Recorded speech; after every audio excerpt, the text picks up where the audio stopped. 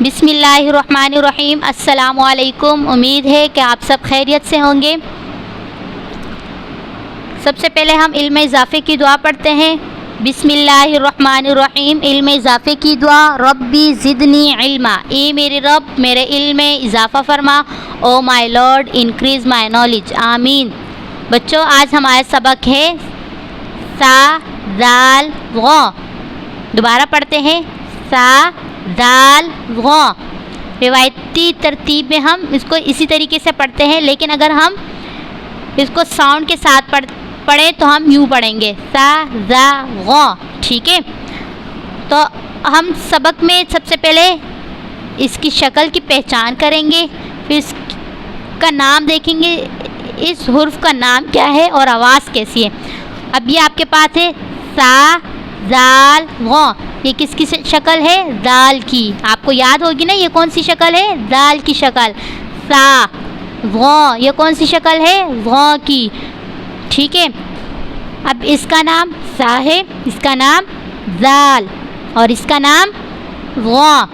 اب آواز کی طرف آتے ہیں، دیکھو سا کے اوپر یہاں کوئی حرکت نہیں ہے تو سا ہی پڑا، یہاں زال ہے، زال کے اوپر کوئی حرکت نہیں ہے تو زال ہے، لیکن یہاں اگر دیکھیں تو زال کے اوپر زبر ہے تو اس کی آواز بن گئی۔ جب بھی کسی حرف پہ زبر زیر یا پیش آئے تو اس کی ایک آواز بن جاتی ہے۔ یہاں زبر ہے تو اس لیے اس کی آواز بنے گی زا۔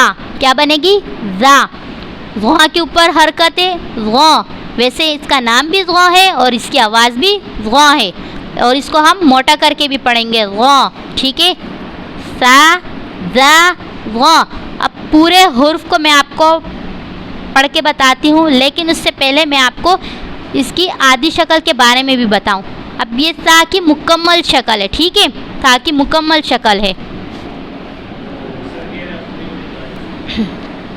اب یہ سا کی کون سی شکل ہے؟ آدھی شکل۔ اب سا جو ہے آدھی شکل ہے، یہ فرسٹ میں آتا ہے، ٹھیک ہے۔ اب جیسے یہاں پر یہ دیکھو فرسٹ میں ہے سا، کیا سا بیچ میں نہیں آ سکتا؟ آ سکتا ہے، بالکل۔ تو یہ سا جب درمیان میں آتا ہے، سا بیچ میں اس طریقے اس شکل سے آتا ہے، اور جب ہمارے پاس سا کی آخری شکل یہ ہے، یعنی لفظ کے آخر میں سا اس طریقے سے لکھا ہوا ہوتا ہے، ٹھیک ہے۔ یہ سارے سا کی آدھی اشکال ہے، فرسٹ میں، سیکنڈ میں، تھرڈ میں۔ اب پورے لفظ کو پڑھتے ہیں، سمرن، سمرن، سمر۔ سمرن کسے کہتے ہیں؟ فروٹ کو، یعنی پھل کو، ٹھیک ہے۔ اب ہمارے پاس ہے ذہبن۔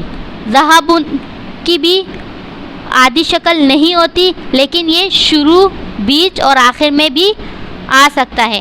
اب جیسے یہ زال کی پوری شکل ہے، یہ زال بیچ، دیکھو اس کی کوئی آدھی شکل بنی ہوئی ہے نہیں، یہ مکمل شکل ہے، لیکن یہ شروع میں ہے۔ اسی طرح یہ بیچ میں بھی ہو سکتا ہے اور آخر میں بھی۔ اب ذہبن کو پڑھتے ہیں، ذہبن، ذہبن، ذہب۔ ذہبن کیسے کہتے ہیں؟ گولڈ کو کہتے ہیں، یعنی سونے کو کہتے ہیں۔ اب آخری ہے ہمارے پاس ظا۔ ظا کی یہ مکمل شکل ہے، ٹھیک ہے۔ ظا شروع میں بھی ہوتا ہے، بیچ میں بھی ہے اور آخر میں بھی آتا ہے۔ اب پڑھیں، غرفن، غرفن، غرف۔ غرفن کسے کہتے ہیں؟ انویلپ کو، یعنی لفافے کو، ٹھیک ہے۔ اب آپ کو سمجھ آ گیا ہوگا، آپ ان الفاظ کو اچھے طریقے سے پڑھنا ہے اور اس کی پہچان دوبارہ آپ نے کرنی ہے کہ سا زال غ کو کس طرح پڑھتے ہیں اور یہ کس طرح آ سکتا ہے۔ امید ہے کہ آپ کو یہ ٹاپک سمجھ آ گیا ہوگا۔ اپنا خیال رکھیے گا۔ اللہ حافظ۔